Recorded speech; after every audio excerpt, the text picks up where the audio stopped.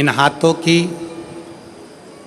रकीलें अगर गलत हैं, ज्योतिषाचार्य ने कह दिया कि ये रेखाएं तुम्हारी गड़बड़ हैं, ये रेखाएं गलत हैं, तो इन हाथों में जल का भरा हुआ एक लोटा पकड़ाओ। इस हाथों से शिव जी को जल चढ़ाना प्रारंभ करो। इन हाथों से शिव मंदिर में सफाई करना प्रारंभ करो। हाथों की रकीलें धीरे धीरे सुलझना प्रारंभ हो जाएगी और तुम्हारा जीवन श्रेष्ठ होता चलेगा। जीवन श्रेष्ठ होगा। ये भाग्य की रेखाओं में, ये भाग्य की रेखाओं में अगर कुछ गलत लिखा गया है, इसको शिव मंदिर में, शिवालय में, भगवान शंकर के चरणों में इस मस्तक को झुकाना प्रारंभ करें।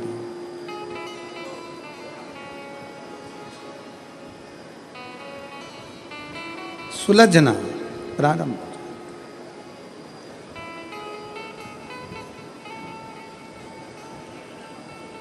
पर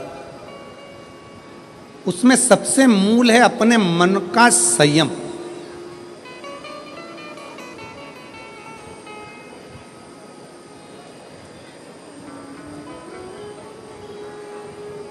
अपने मन का संयम। एक प्रश्न आपसे करेंगे, उत्तर दीजिएगा। एक तरफ शैतान है, राक्षस है, और दूसरी तरफ समुद्र है। आपसे कहा जाए कि इन दोनों में से एक को चुन लीजिए।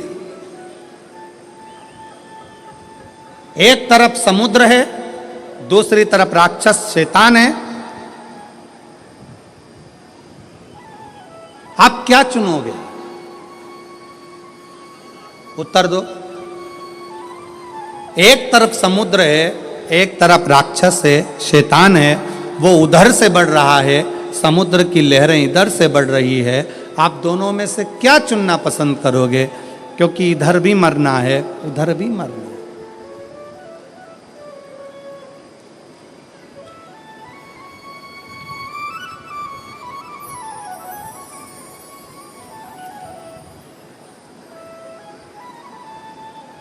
क्या चुनो?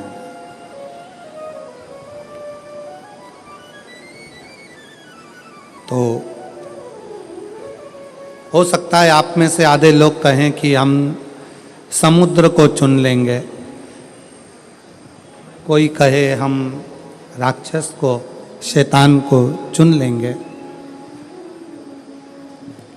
पर शिव महापुराण की कथा कहती है कि समुद्र कितना गहरा है ये आपको मालूम नहीं है, पर वो राक्षस, वो शैतान कैसा है ये आपको मालूम है। तो प्रयास करना कि वो राक्षस को चुनना श्रेष्ठ है कि कम से कम ये राक्षस है, ये हमको मालूम है, इसको कैसे डील करना है ये हमको मालूम है, ये कैसे इसको संभालना है ये हमको मालूम है। हम उस राक्षस को छोड़कर अगर समुद्र के पास जाएंगे, दिख तो अच्छा रहा है, लहरें भी अच्छी लग रही है, पर यह कितना गहरा होगा और कितनी गहराई में ले जाएगा और कब समाप्त कर देगा पता नहीं चल पाएगा, पता नहीं चल दिखेगा।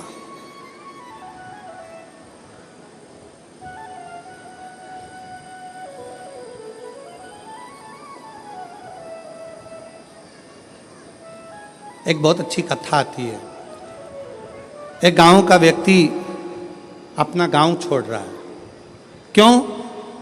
उसकी फैक्ट्री थी, बिक गई, उसका व्यापार था, बंद हो गया, परिवार वाले भी उसको चोट दे दी, परेशान कर दिया।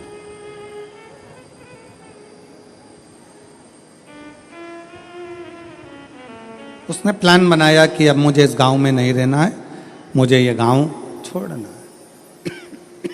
मुझे गांव छोड़कर जाना है।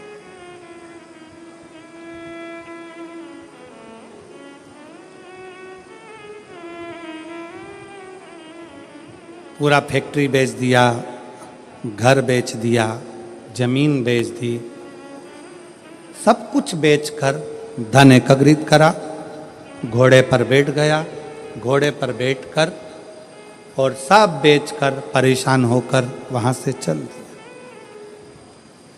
60 किलोमीटर दूर दूसरा गांव था, वहां पहुंच गया। गांव में जाकर देखा तो गांव के लोग आम के पेड़ के नीचे, पीपल के पेड़ के नीचे बैठे हुए हैं, बातचीत कर रहे हैं, सब आपस में बातें कर रहे थे। इस व्यक्ति ने अपना घोड़ा रोका, घोड़ा रोककर नीचे उतरकर उनके पास जाकर बैठा और बैठकर उसने पूछा, भैया एक बात पूछना चाहता हूं, क्या आप मुझे बताओगे? बोलो क्या बात पूछना है, क्या पूछना चाहते हो? भैया ये बताओ यहां के लोग कैसे?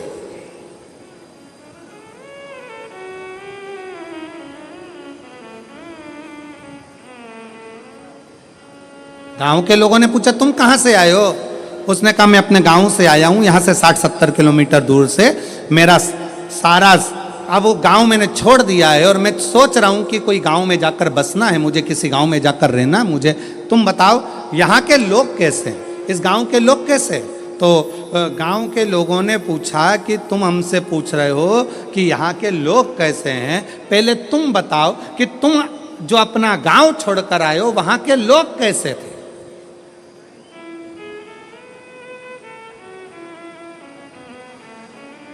उस व्यक्ति ने कहा वहां हमारे गांव के लोग इतने दुष्ट, पक्के रावण, कंस की औलाद, इतने गंदे, इतने गंदे पूछो मत। झूठ, प्रपंच, बेईमानी, छल सब उसमें भरा हुआ। अच्छा हाँ, अब आप बताओ आपके गांव के लोग कैसे हैं? तो उन्होंने कहा भैया तुम जो बोल रहे हो बिल्कुल वैसे की वैसे ही हमारे गांव के लोग भी हैं।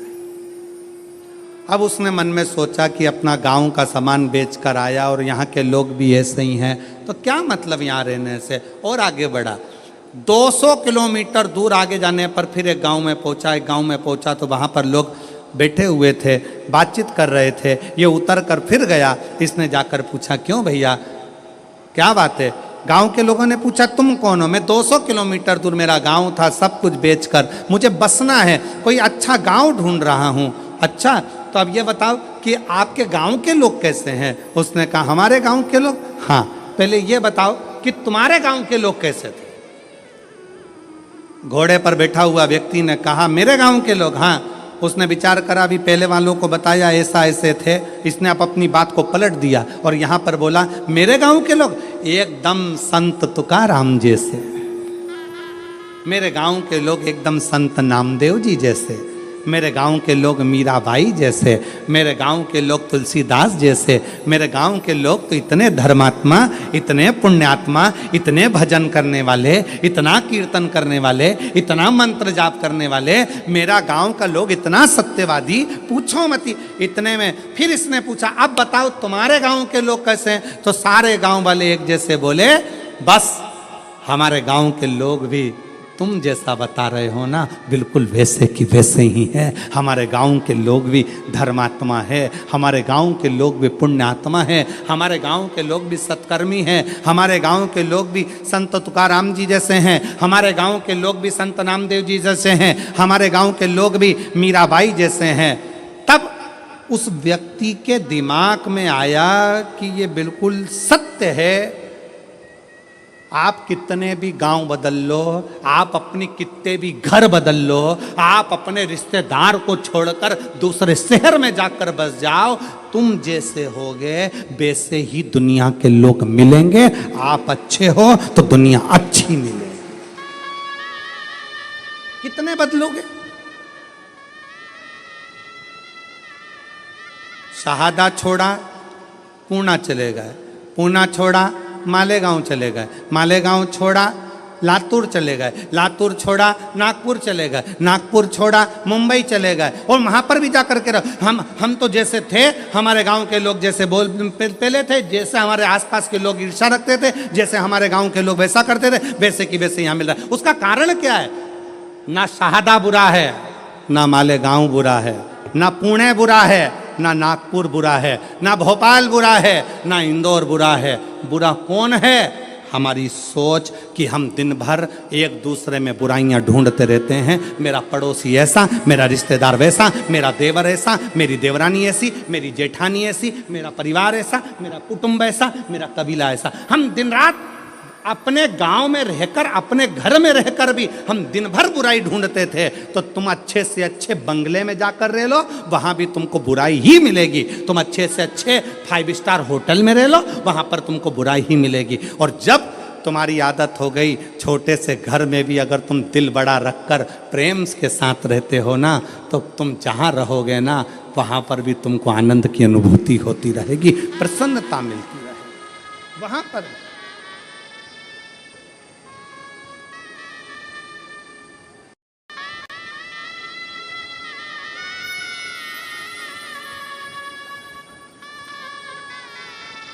वो कहते जो जैसी भावना लाया वो वैसा ही फल पाया। जो जैसी भावना लाया वो वैसा ही फल पाया। नहीं खाली उसे लौटाया वो मन ही मन हर्षाया। और कर दिया माला माल काशी वाले ने लुटा दिया भंडार।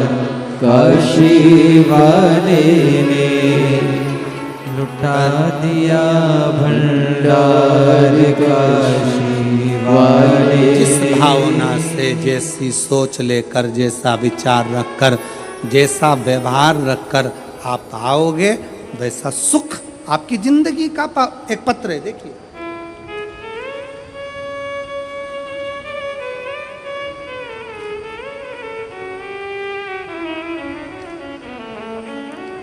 मेरा नाम ललिता परमेश्वर पाटोले, मैं नासिक महाराष्ट्र से हूँ।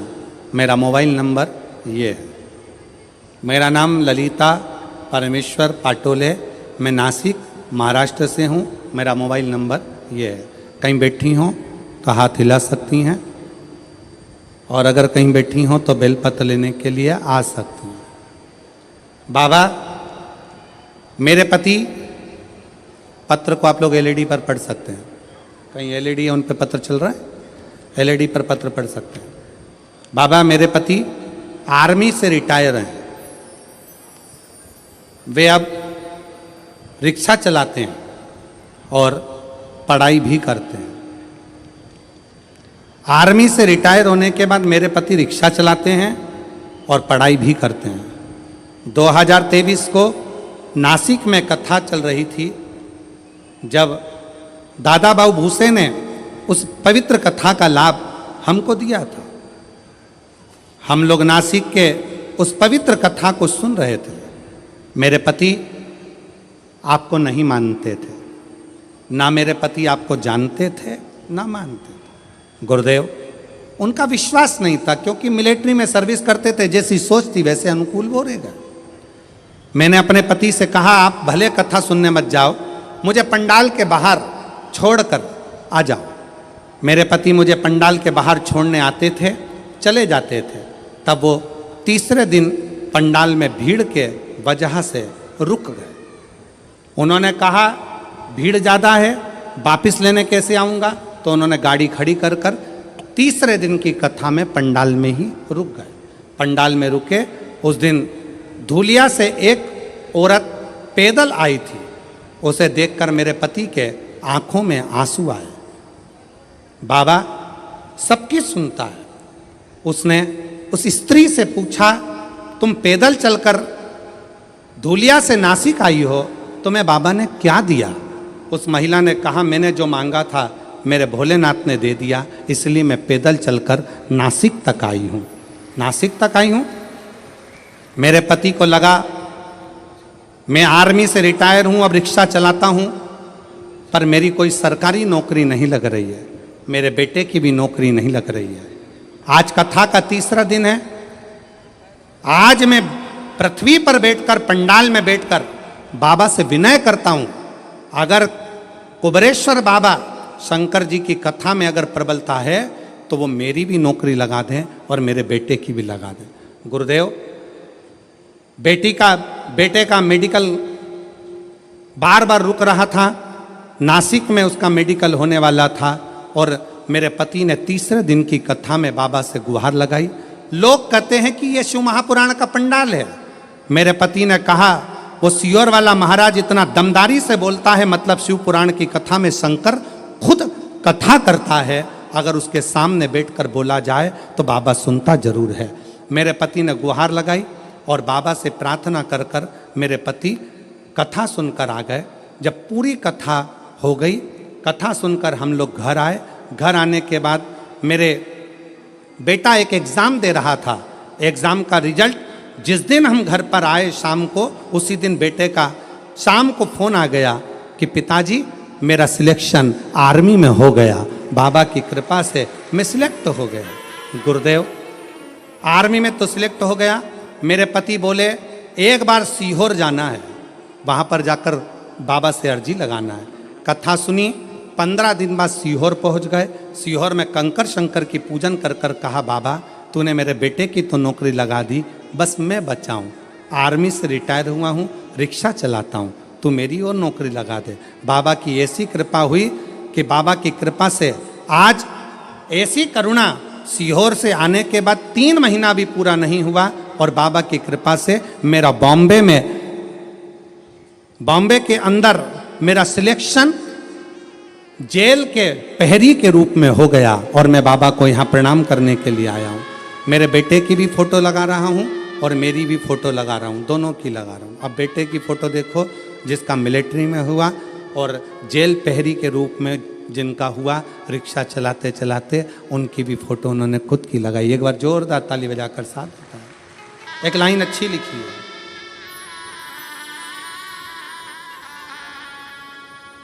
बोलो जरा लाइन को आप लोग बोलो एलईडी पर पढ़ के।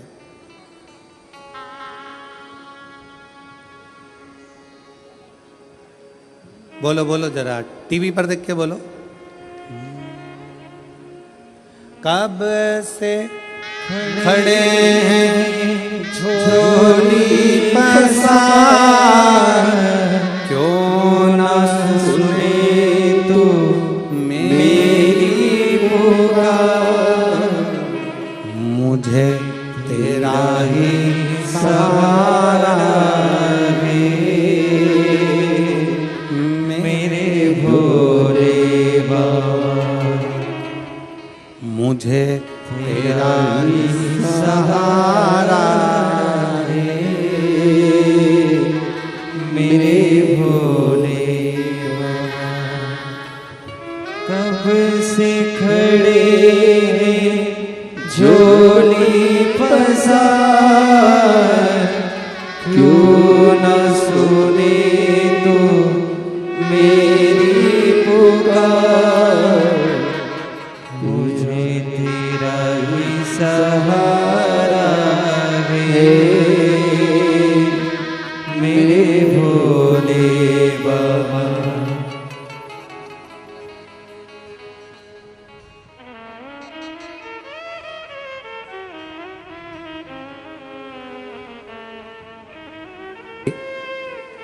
पुनः वापिस नौकरी लगी, बेटे की भी नौकरी लगी। एक बार जोरदार ताली बजाकर स्वागत करिए। और मुझे तेरा ही सहारा है, मेरे भोले बाबा, मैंने तुझे ही पुकारा है, मेरे भोले बाबा। कथा में कहा था, दुनिया की निगाह में ये केवल कथा का पंडाल है।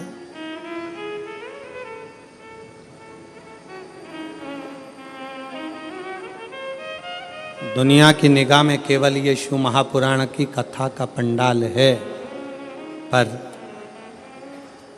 हम कहते हैं ये केवल कथा का पंडाल नहीं, आपकी किस्मत खोलने की चाबी का पंडाल है, जहां किस्मत खोलने की चाबी मिलती है।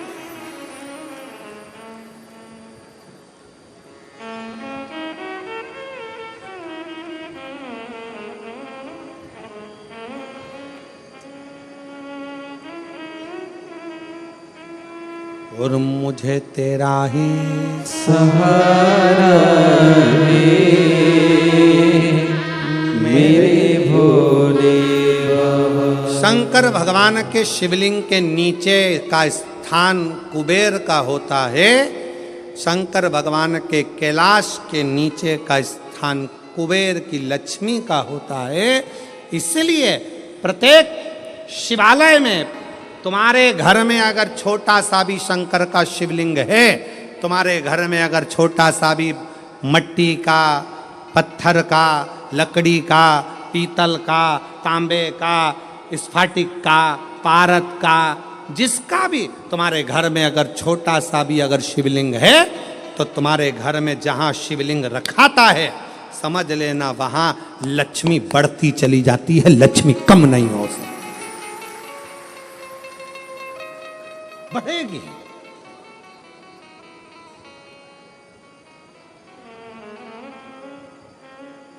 बस दो चीजों का स्मरण रखिए, एक अपने खानदान का और दूसरे अपने खान पान का।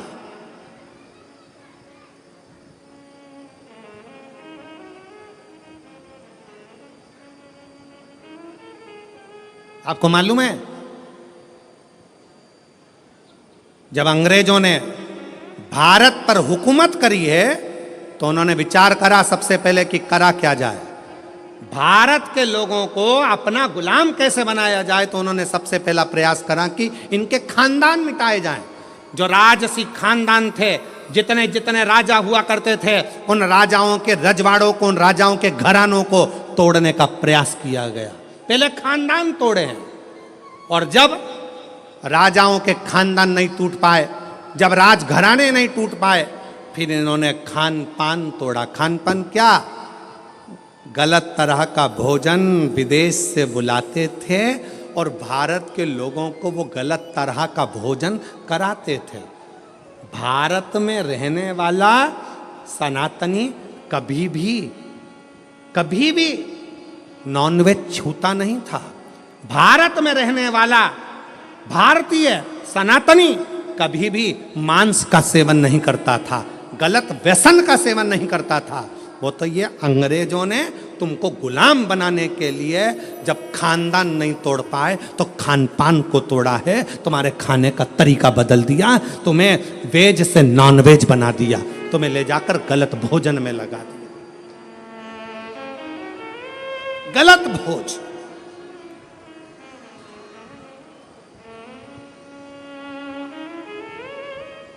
क्यों इतनी बीमारियां पनप रही हैं? इतनी बीमारियां होने का कारण क्या है? और देखो, प्रकृति अपना रंग दिखाती है। जिन जिन देशों में जिंदा जिंदा जीवों को तलकर तड़फा कर मारते हैं, उन देशों की हालत आज देख लो कि ऐसा भूकंप आया कि बिल्डिंगें धाती चली गई, और कितने लाख, कितने लोग उस बिल्डिंग में दब दब के मर गए। लोगों को मालूम तक नहीं है कि कितने मर गए, कितने मरे।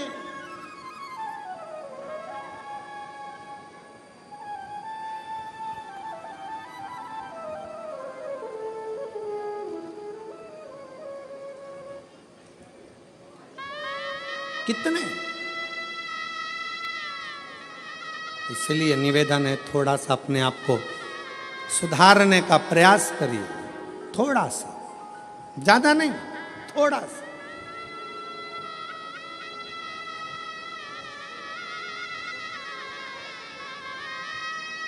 जो गलती हो गई अभी तक जो गलती कर ली उस गलती को अब छोड़ने का प्रयास करो। मदिरा के नशे में हो, मदिरा छोड़ने का प्रयास करो। गलत भोजन के चक्कर में हो, छोड़ने का प्रयास करो।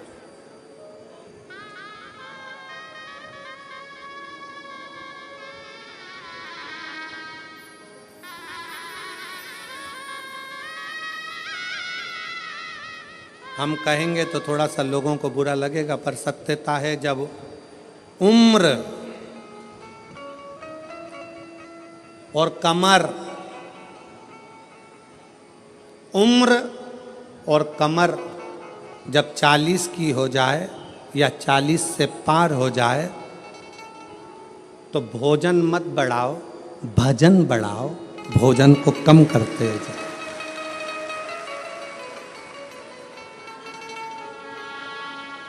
जम के बोलो जरा, क्या?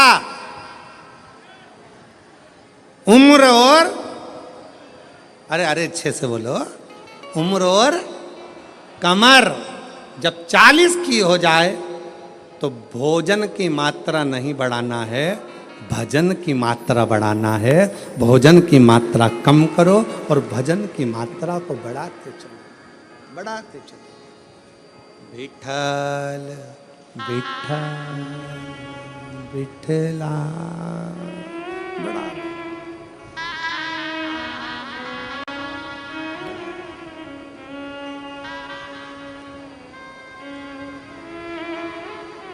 बड़ा जितना बन सके। श्री शिवाय नमस्तुभ्यं, श्री शिवाय नमस्तुभ्यं, श्री शिवाय नमस्तुभ्यं, श्री शिवाय नमस्तुभ्यं। भजन की मात्रा को बढ़ाना, प्राण को, भोजन को कम कर दो, गलत भोजन कम कर दो, व्यसन कम कर दो।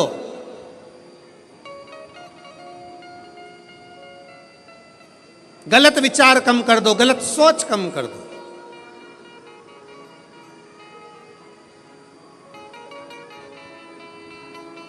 कल एक भैया प्रश्न कर रहे थे, गुरुजी भगवान विष्णु अपने शरीर पे राख नहीं लगाते, राखोड़ी नहीं लगाते, भस्म नहीं लगाते। भगवान ब्रह्मा अपने शरीर पर राख नहीं लगाते, भस्म नहीं लगाते, राखोड़ी नहीं लगाते। इंद्र नहीं लगाते। 33 कोटि देवता कोई अपने शरीर पर राख नहीं लगाता, भस्म नहीं लगाता। केवल शंकर जी क्यों लगाते? हमने उससे कहा इतनी सी बात तो तू तेरे घर वालों से पूछ लेता कि बर्तन को राख से क्यों मांजा जाता है। बोलो दी जी जी हो, जम के बोलो। बर्तन अच्छा है, साफ है, तो तुम उसको राख से मांजोगी क्या? जम के बोलो जरा। नहीं, बर्तन अच्छा है, साफ है, तो उसको आप राखोड़ी से मांजोगी, साफ करोगी? नहीं। बर्तन को राख से कब मांजा जाता है? जब उसमें थोड़ी सी झूठन लगने लगे तो बर्तन को राख से साफ किया जाता है। मेरे शंकर भगवान ने सबको प्रेरणा दी है कि लोभ, आसक्ति, तृष्णा, वासना और ये अपनों की झूठन जब अपने पर लगने लगे तो तन पर थोड़ी सी भस्म चढ़ा लेना चाहिए, तो ये झूठन दूर होती चली जाती है। ये झूठन दूर हो, ये संसार की झूठन है। ये लोभ, ये तृष्णा, ये आसक्ति, ये वासना, ये नाते, ये रिश्ते, ये कुटुंब, ये कबीले, ये वो झूठन है जो हमारे शरीर से लगती चली जाती है, लगती चली जाती है। इसको दूर करो।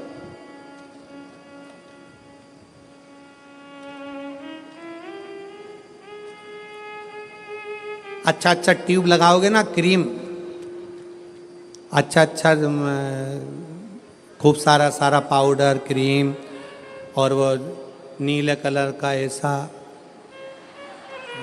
और लाइन, और फिर उसमें डब्बा, फिर वो माला के वो धागा, एक नहीं दो, और फिर वो 2 धागा ऐसा घुमा के ऐसा करके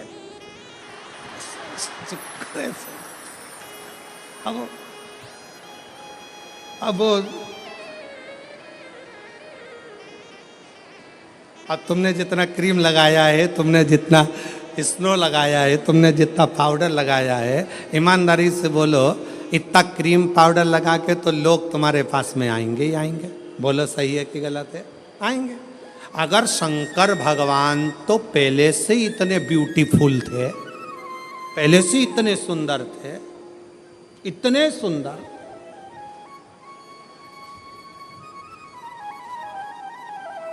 वो कहते हैं ना भोलेनाथ ब्यूटी फूल।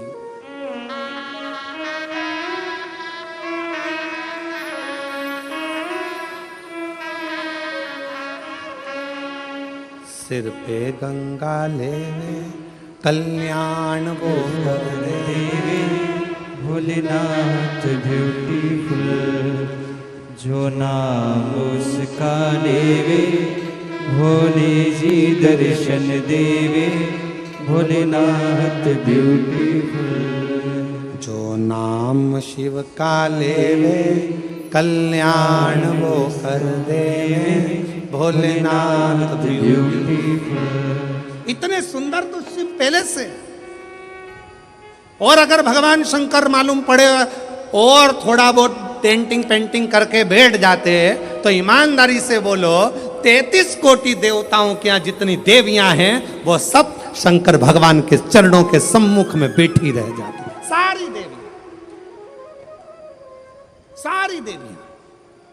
शंकर भगवान ने कहा मुझे अपने पास में किसी को नहीं रखना, ज्यादा सुंदर रहूंगा लोग आएंगे, इसलिए शंकर भगवान ने भस्म को अपने तन पर धारण कर लिया कि यह संसार झूठा, ये परिवार झूठा, ये कुटुंब झूठा, ये नाते रिश्ते झूठे, ये सब झूठ है। इसलिए झूठन को दूर करने के लिए जैसे बर्तन पर राख लगी हो तो वो बर्तन पर लगी राख झूठन साफ कर देती है। मेरे शिव कहते हैं तन पर चढ़ी हुई भस्म इस संसार के झूठे लोगों को दूर कर देती है। झूठे लोगों को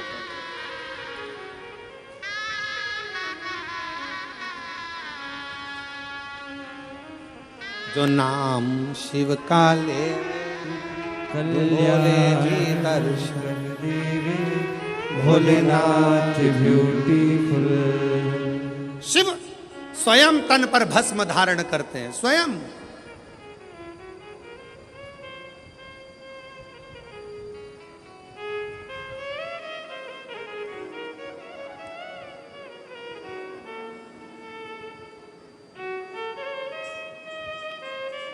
अगर कोई तुमसे कहे शंकर जी का भजन करने वाले को शंकर भगवान विरक्त बना देते हैं, कोई तुमसे कहे शंकर जी के भजन करने वाले को शंकर भगवान अकेला दूर एकांत में ले जाकर बिठा देते हैं, तो सब झूठ समझना। शंकर भगवान स्वयं भजन करते हैं तो पार्वती को पास में रखते हैं, शंकर भगवान स्वयं भजन करते हैं तो गणेश जी को पास रखते हैं, शंकर भगवान स्वयं भजन करते हैं तो कार्तिकेय को पास करते हैं। 33 कोटि देवताओं में कोई एक देवता ऐसा बता दो जो अपनी पत्नी, अपने बच्चे, अपने रिश्ते, अपने नाते सबको साथ रखते हो। केवल एक शंकर भगवान हैं जो अपनी बहुओं को, रिद्धि सिद्धि को भी साथ रखते हैं, जो अपने पोते अमोद प्रमोद को साथ रखते हैं, जो अपनी बेटी अशोक सुंदरी को साथ रखते हैं, जो अपनी बेटी जया विषहरा शामरी बारी दौतली देव उसको साथ रखते हैं। कोई एक देवता बता दो जो अपने पूरे रिश्तेदार के साथ अपने मंदिर में रहता हो। केवल एक शंकर भगवान जो अपने रिश्तेदार तो रिश्तेदार नंदी को भी अपने मंदिर में जगह देकर रखते हैं कि तू मेरे साथ में। केवल एक शिव है, शिव के सिवा कोई नहीं। शंकर भगवान कभी विरक्ति नहीं देते, शंकर भगवान परिवार को जोड़ देते हैं, शंकर भगवान कभी तुमको कष्ट नहीं देते, शंकर भगवान कष्टों से दूर कर देते हैं। दुनिया की ऐसी कौन सी बीमारी है जिसका इलाज शंकर की भक्ति ना कर पाई। एक पत्र है देखिए,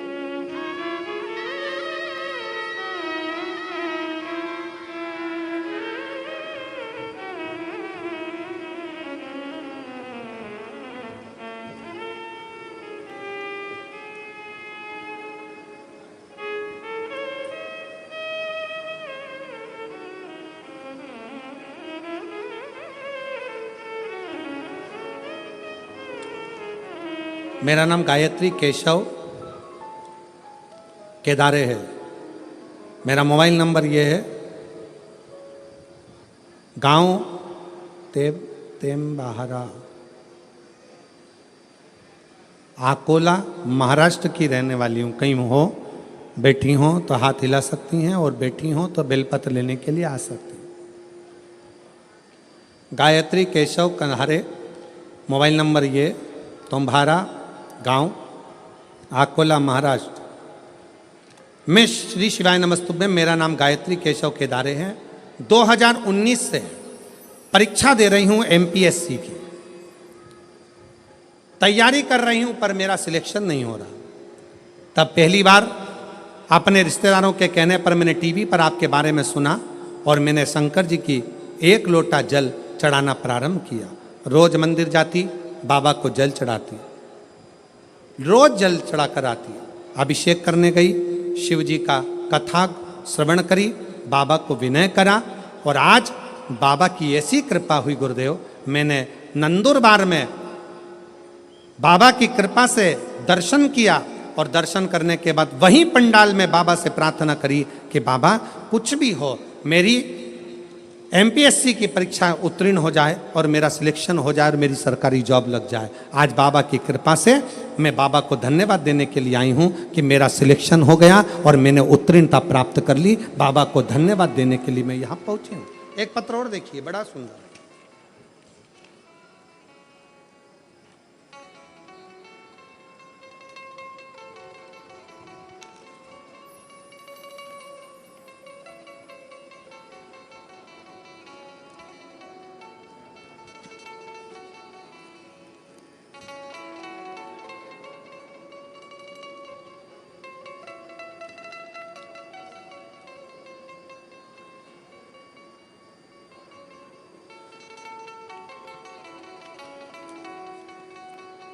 मेरा नाम मंगला मणिलाल चौधरी है। मैं एड्रेस जरा आप लोग पढ़ लिया करो। मैं तहाड़ी तहसील शाहदा, जिला नंदुरबार में रहती हूँ। मेरा मोबाइल नंबर ये है। मुझे गर्भाशय में कैंसर की बीमारी सितंबर 2024 में थी। मैंने शुरुआत में नासिक के ट्रीटमेंट भी लिया, ऑपरेशन भी किया, फिर बाद में पूना का ट्रीटमेंट ली। मुझे बहुत तकलीफ होती थी। मैंने आपकी कथा के बारे में सुना। कैंसर कम नहीं हो रहा था, कैंसर बढ़ रहा था। तब कथा के बारे में सुना और भोले बाबा के ऊपर उनकी शरण में जाना प्रारंभ करा, क्योंकि आप कहते हो सारी समस्या का हल 1 लोटा जल, सारी समस्याएं मिट जाती है।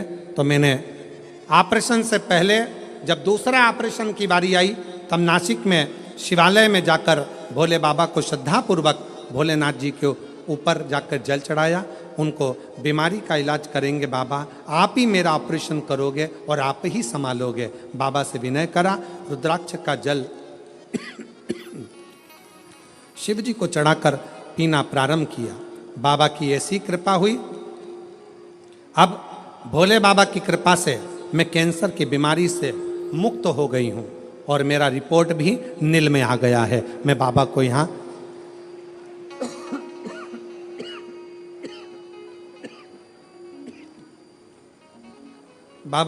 धन्यवाद देने के लिए आई हूँ। गला पकड़ रहा है माइक बहुत ज़्यादा। बाबा को मैं यहाँ धन्यवाद देने के लिए आई हूँ। कहीं बैठी हो तो एक बेलपत्र लेने के लिए आ सकती हैं। शिव की भक्ति किसको कहते हैं? भगवान शंकर का गुणगान किसको कहते हैं? शिव का स्मरण किसको? शिव की उपासना किसको कहते हैं? शंकर भगवान की भक्ति किसको कहते हैं? शिवाराधना किसको कहते हैं?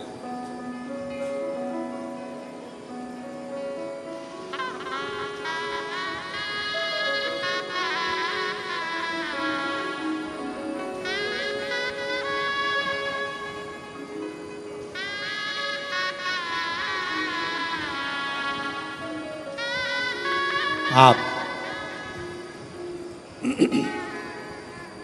जब भगवान शंकर को हृदय से, भाव से पुकारोगे, दिल से,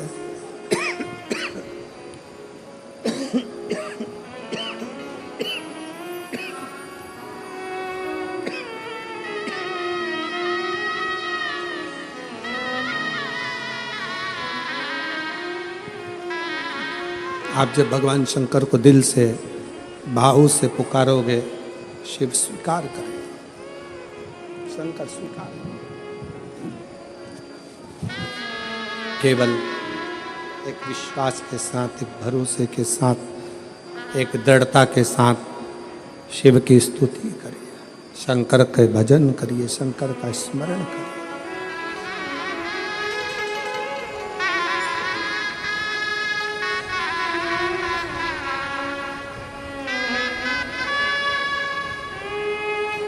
भगवान शिव का गुणगान, शिव का स्मरण, शिव की भक्ति जीवन को सुख देती है, आनंद देती है।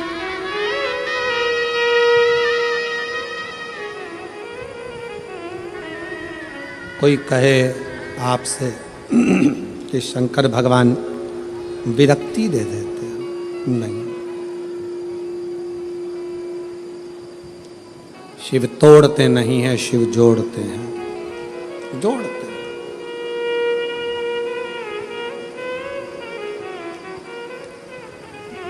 भगवान शंकर तोड़ने का काम नहीं करते, जोड़ने का काम करते, जोड़ते।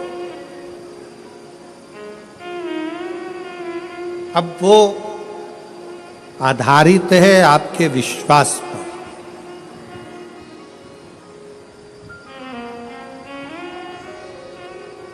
वो आधारित है आपके भरोसे पर, वो आधारित है आपकी दृढ़ता पर।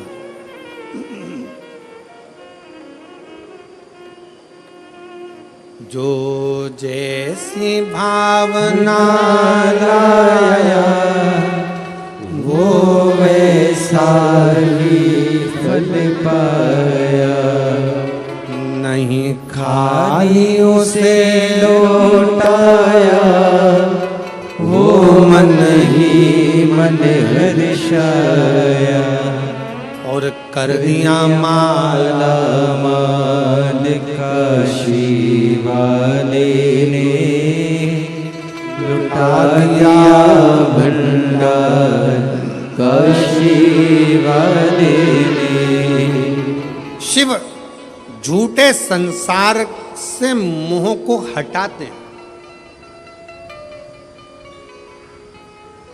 कोई ने कहा शंकर भगवान विरक्ति देते, किससे विरक्ति? सावधान होकर सुनिएगा जरा, किससे विरक्ति? शंकर भगवान आपको किससे दूर करेंगे? जो आपका अहित चाहता, जो दिखने में तो आपके करीब में होगा, जो दिखने में तो आपके नजदीक में होगा, दिखने में तो आपसे प्रेम स्नेह की वाणी बोलेगा, बात करेगा, पर अंदर ही अंदर वो आपसे ईर्ष्या कर रहा होगा। ऐसे ईर्ष्या करने वाले से मेरा शिव तुम्हें दूर करता चले जाता। आ जाओ दूर। ऐसा ही फल पाया, जो जैसी भावना लाया, वो वैसा ही फल पाया, नहीं खाली उसे लौटाया, वो मन ही मन हर्षाया। आप जितना जितना कोई कहे शंकर विरक्ति, किससे विरक्त कर देते हैं, किससे दूर कर देते हैं? तो कहा जो आपके लिए घातक है, जो आपके लिए दुखदाई है, जो आपके लिए कष्टप्रद है, शिव उसको दूर कर देते। शंकर माल काशी वाले ने, लुटा दिया भंडार काशी वाले ने, कर दिया माला माल काशी वाले ने, कर माला काशी वाले। शिव की आराधना आपको सुख दे, सुख।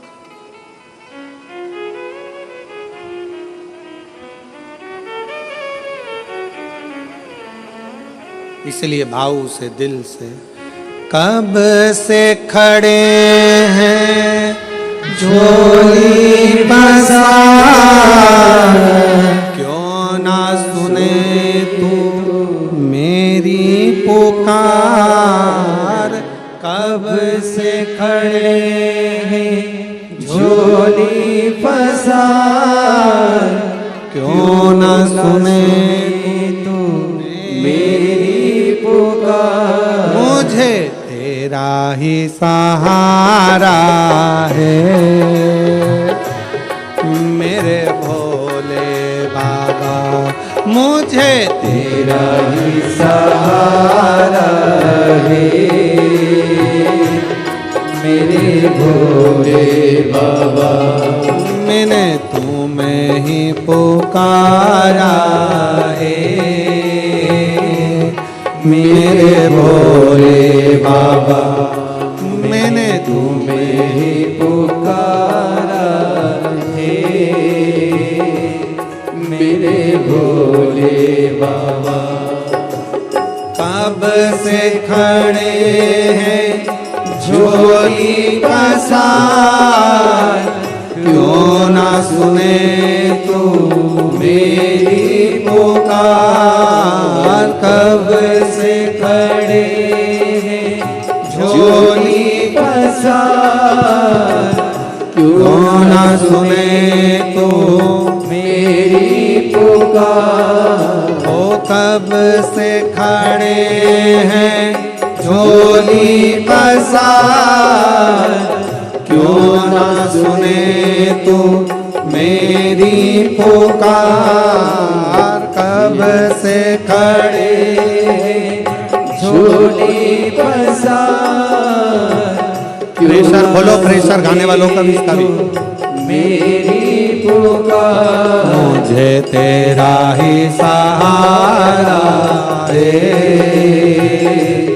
मेरे भोले बाबा, मुझे तेरा ही सहारा है मेरे भोले बाबा। दोनों हाथों से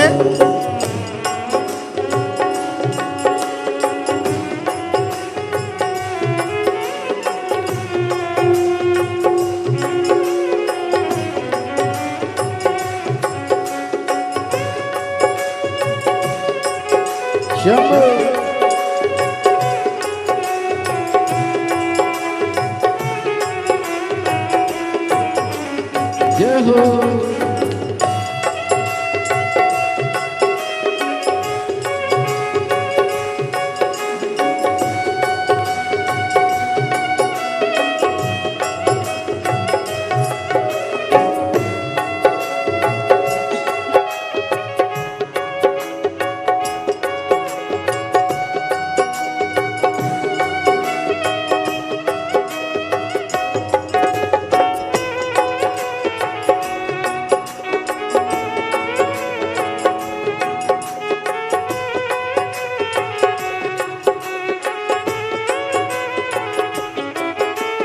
देख लो लगी है आज मंदिर में ये भीड़ भारी।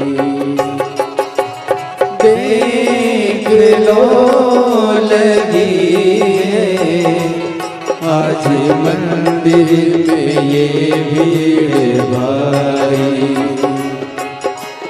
दर्शनों खाते आए हैं लाखों नर और नारी। दर्शनों के खाते आए हैं लाखों नर और नारी। आ जाए भोले बाबा, आ जाए भोले बाबा तीनों ने पुकारा है, मेरे भोले बाबा तीनों ने पुकारा है, मेरे भोले बाबा। कब से खड़े हैं झोली पसार, क्यों न सुने तो मेरी पुकार। कब से खड़े झोली पसार, क्यों न सुने तो मेरी पुकार। तेरा ही सहारा है, मेरे भोले बाबा तेरा ही सहारा है, मेरे भोले बाबा।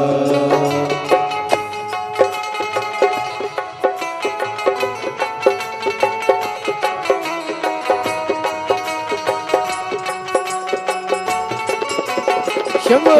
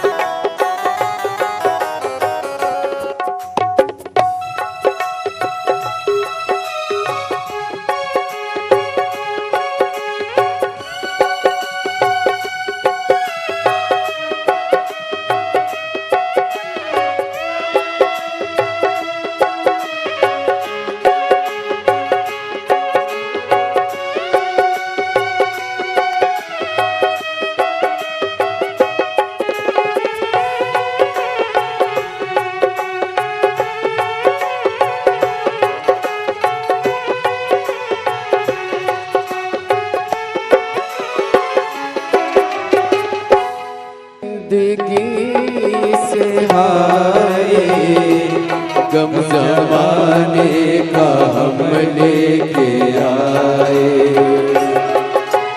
जिंदगी से हाय गम ज़माने का हम लेके आए। तू बता जहाँ में लोग अपने हुए क्यों पराए। तू बता जहाँ में लोग अपने हुए क्यों पराए। तेरे सिवा दुनिया में, तेरे सिवा दुनिया में कोई ना हमारा है, मेरे भोले बाबा कोई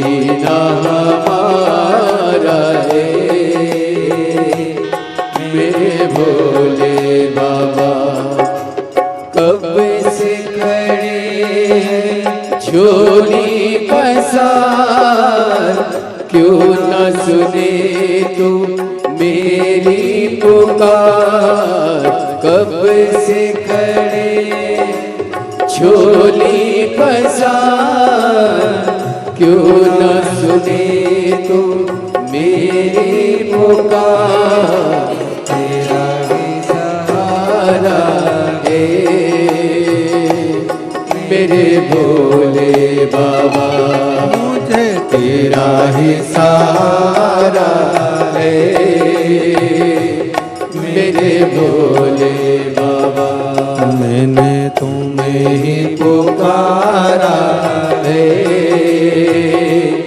मेरे भोले बाबा, मैंने तुम्हें ही पुकारा है मेरे भोले बाबा। मैंने तुम्हें ही पुकारा है मेरे भोले बाबा, मैंने तुम्हें ही पुकारा है मेरे भोले बाबा।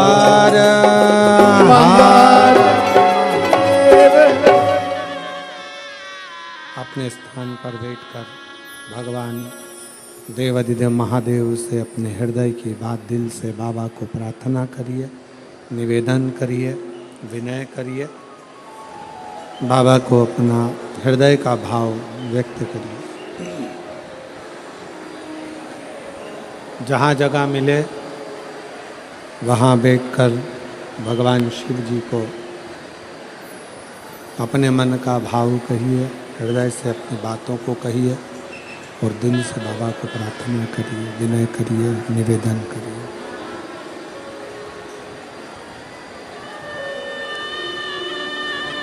सब लोग साथ में बोलेंगे, साथ में प्रार्थना करेंगे, साथ में विनय करेंगे, साथ में निवेदन करेंगे, बाबा को विनती करें, साथ में विनय।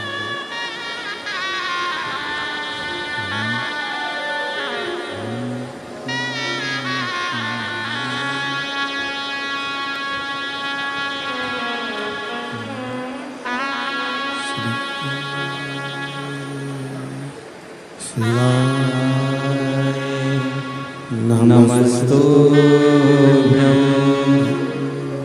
श्री शिवाय, नमस्तुभ्यं श्री शिवाय, नमस्तुभ्यं श्री शिवाय, नमस्तुभ्यं श्री शिवाय, नमस्तुभ्यं। भोला सब दुख काटो मारा, ओम भोला सब दुख काटो मारा। शिव शंकर जपो तेरी माला, भोले बाबा जपो तेरी माला।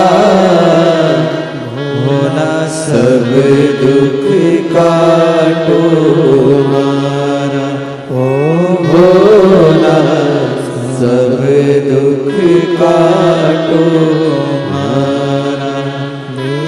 शिव मंगल मंगलकारी, देश है मंगल मंगलकारी। शमशान वासी हमारा, शमशान वासी हमारा। ओ भोला सब दुख काटो मारा, ओ भोला सब दुख काटो मारा।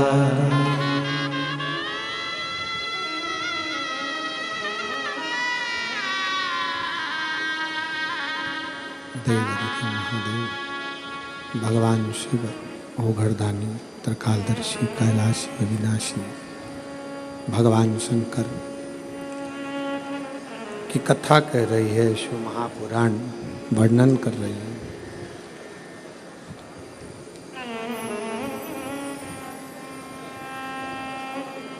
शिव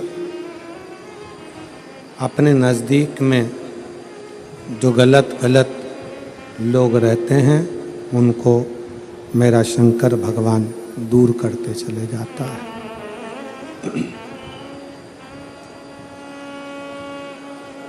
कात्यायन ऋषि शिव और पार्वती की तप साधना कर रहे हैं। स्कंद पुराण का नागरखंड कहता है, स्कंद पुराण का नागरखंड कह रहा है शंकर पार्वती की तप साधना स्वयं कात्यायन ऋषि कर रहे हैं। और शिव पार्वती की तप साधना कात्यायन ऋषि ने जब करी,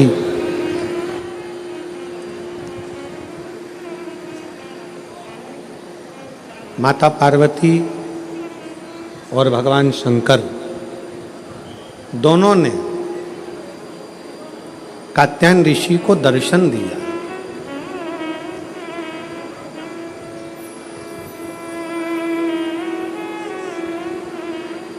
शिव जी ने भी दर्शन दिया और माता पार्वती जी ने भी दर्शन दिया। माँ जगत जननी जगदम्बा दुर्गा भवानी ने भी दर्शन दिया। दोनों ने दर्शन दिया। पूछा क्या चाहिए तुमको, क्या दिया जाए, क्या प्रदान किया जाए, बोलो क्या देती है। कात्यायन ऋषि सबसे पहला वचन कात्यायन ऋषि ने भगवान शंकर और पार्वती जी से कहा कि मेरा ये जन्म और मरण का प्रपंच छूट जाए। स्कंद पुराण का नागरखंड रिटर्न की आवाज क्लियर करो और थोड़ा प्रेशर अंदर का बढ़ाओ। नागरखंड स्कंद पुराण का कहता है, नागरखंड वर्णन करता है स्कंद पुराण का कि कात्यायन ऋषि ने भगवान शिव जी से केवल जन्म और मरण का ये जो प्रपंच है इससे छूटना चाहा।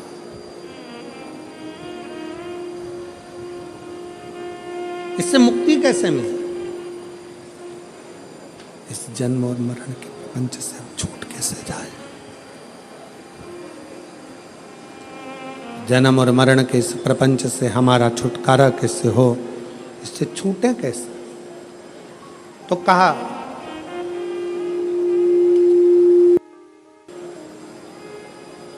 जब किसी व्यक्ति के घर में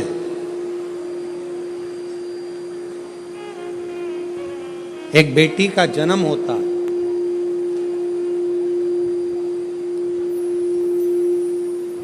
और बेटी की किलकारी, बेटी के पाँव की खनक,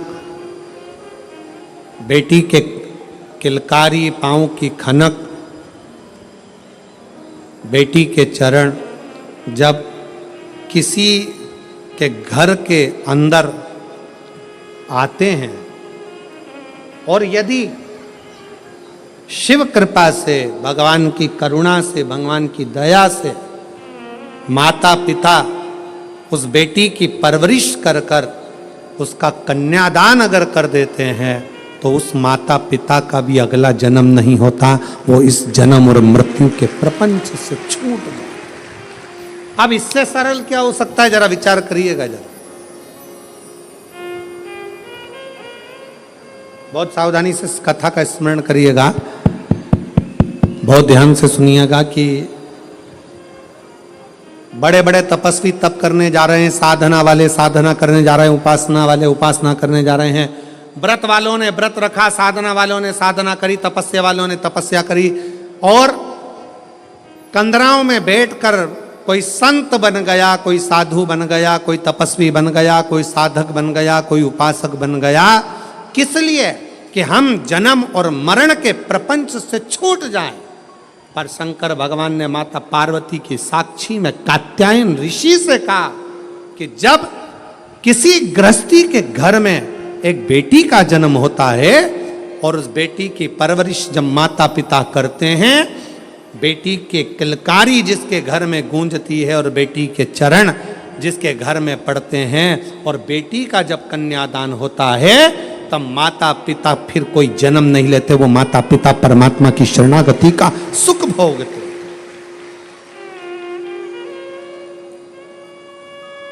अब इसमें सबसे ज्यादा जरूरी चीज कौन सी है?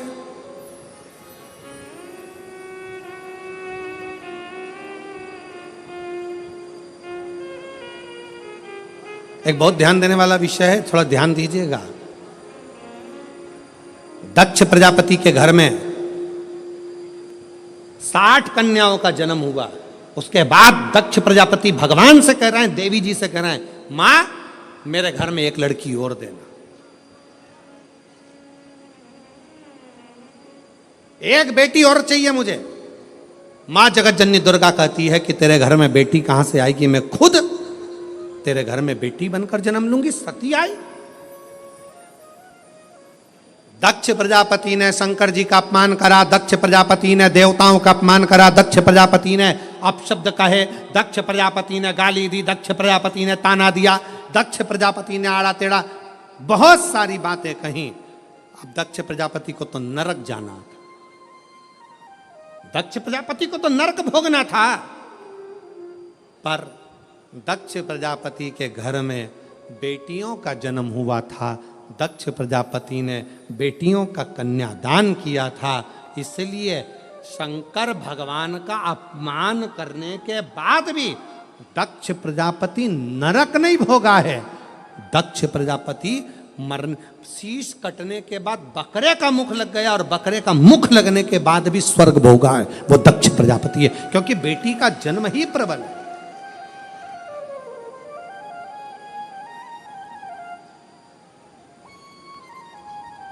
महाराज, सुखी वो नहीं जिनके घर में धन की पेटी है, सुखी वो नहीं जिनके घर में धन की पेटी है, सुखी वो हैं जिनके घर में मुस्कुराती बहू और बेटी है।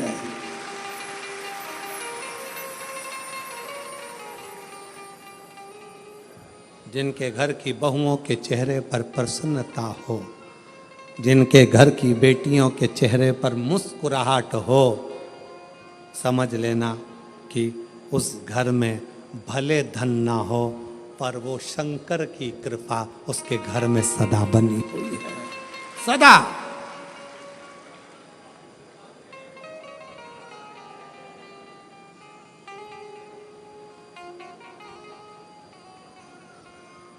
नवरात्रि चल रहे हैं, माँ जगत जननी जगदम्बा से प्रार्थना करा करो कि तू मेरे घर में एक बार जरूर आना। माँ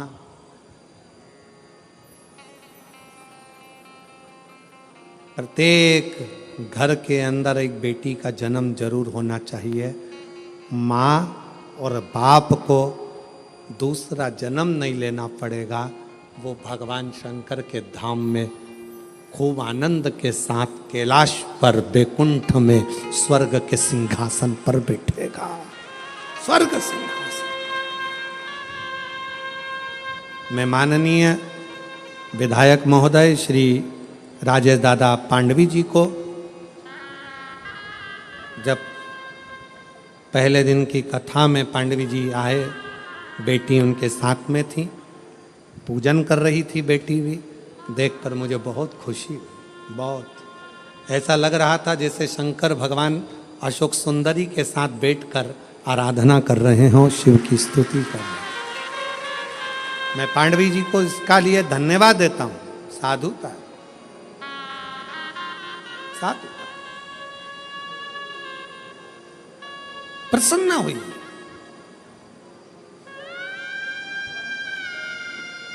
बेटे के जन्म पर जितने नगाड़े बजवाते हो उससे दुगना नगाड़ा बेटी के जन्म पर बजवाना। क्यों? बेटे का जन्म हुआ है तो दूसरी बार जन्म तुम्हें पृथ्वी पर लेना पड़ेगा, वापिस आना पड़ेगा और अपना कर्म का भोग भोगना पड़ेगा, फिर जन्म लेना पड़ेगा। पर घर में अगर एक बेटी का भी जन्म हो गया तो दूसरी बार जन्म नहीं लेना पड़ेगा। इसलिए ज्यादा नगाड़े बजवाना कि अब मेरा आखिरी जन्म है, अब जन्म नहीं लूंगी। अगर बेटी का घर में जन्म हो गया तो अब जन्म नहीं लूंगी। बहारो फूल बरसा मेरे घर बेटी आई है, मेरे घर बेटी आई है। फिर से जन्म नहीं पाऊं मेरे घर बेटी आई है, मेरे घर बेटी आई है। हिमालय राज के घर में जब पार्वती जी का जन्म हुआ, कहते हैं दुनिया के यहाँ पर जन्मदिन की पार्टी एक दिन की होती हो, दुनिया के यहाँ जन्मदिन की पार्टी 2 दिन की होती हो, 2 महीने की होती हो, 4 महीने की होती हो, हर साल जन्मदिन पे होती हो। हिमालय राज के यहाँ जब तक पार्वती जी का कन्यादान नहीं हो गया तब तक रोज पार्वती जी के जन्म का उत्सव मनता था। प्रतिदिन प्रतिदिन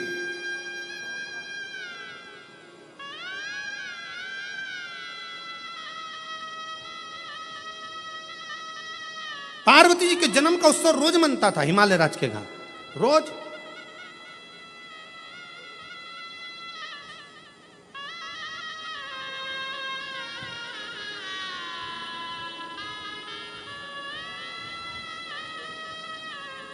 एक दिन इंद्र के मन में आया और इंद्र ने जाकर पूछ लिया हिमालय राज से, इतनी प्रसन्नता क्यों है?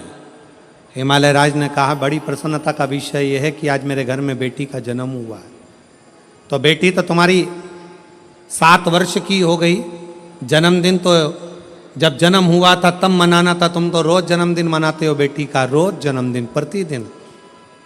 हिमालय राज ने कहा, शास्त्र कहता है एक बेटी जब घर में, रसोई घर में एक बेटी जब अपने घर के अंदर बैठकर भोजन करती है तो कहते हैं 1000 अश्वमेध यज्ञ का फल उसे प्रतिदिन प्राप्त होता रहता है, प्रतिदिन।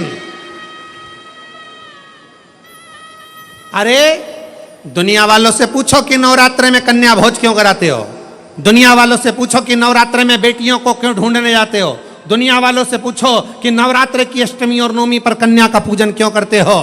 क्योंकि दुनिया वालों को यह मालूम पड़ना चाहिए कि देवी भागवत में लिखा है, एक कन्या एक बेटी जब किसी के घर में मुख झूठा करती है, एक बेटी एक कन्या जब किसी के घर में भोजन करती है तो उसके भंडारे कभी खाली नहीं रहते। इसलिए कन्या पूजन किया जाता है, इसलिए बेटी का पूजन किया जाता है।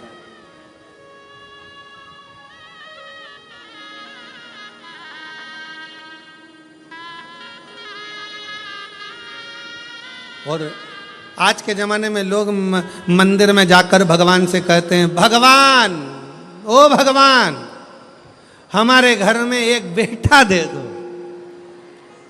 एक बेटा। और बाजू में खड़ी हुई लक्ष्मी जी नारायण जी से बाजू में खसक के बोलती है, कितना मूर्ख है, बेटा मांग रहा है। और रोज मंदिर में आकर कहती, लक्ष्मी दे दो। और बहू को चाहिए क्या? जम के बोलो बेटा। और रोज मांगती क्या है? बोलो लक्ष्मी। तो एक काम कर, बेटा दे दो, लक्ष्मी मत देना, लक्ष्मी मत देना। अब अपन भी देखें कि बेटे से काम चल जाए क्या। और मालूम पड़े बेटा हो गया, 32 साल का, माँ के पूरे बाल सफेद उड़ गए, सफेद। उनसे पूछो काय का टेंशन? इसको कोई लक्ष्मी नहीं मिल रही है, इसकी शादी कर, इसको कोई मिल रही, इसकी शादी कर। लक्ष्मी जी से कहा आप जाओ ना, इसके घर में शादी करना है बेटे की, कोई लक्ष्मी। तो इसने मांगा ही था कि मेरे को बेटा दे दो, बेटा दे दो। लक्ष्मी नहीं मांगी थी, बेटा मांगा था। तो कोई तो इसके घर में शादी करेगा। तो कहाँ करेगी, आएगी।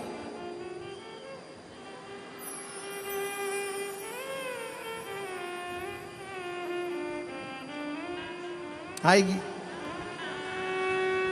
पावागढ़ वाली आएगी।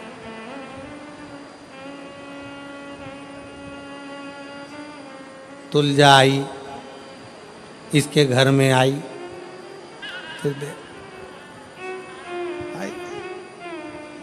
फिर सवेरे शाम सास रोज आरती गाएगी।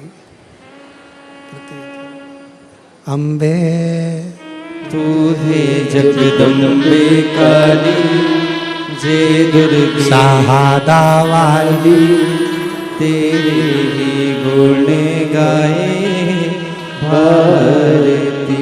हो मैया हम सब उतारे तेरी आरती।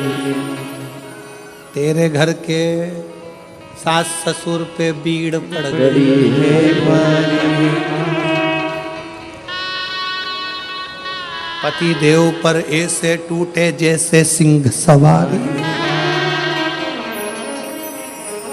अरियो बच्चों को धोने वाली, सुबह शाम चिल्लाने वाली। क्यों चिल्ला चोट करे? देखे फिर कहा ये रोती।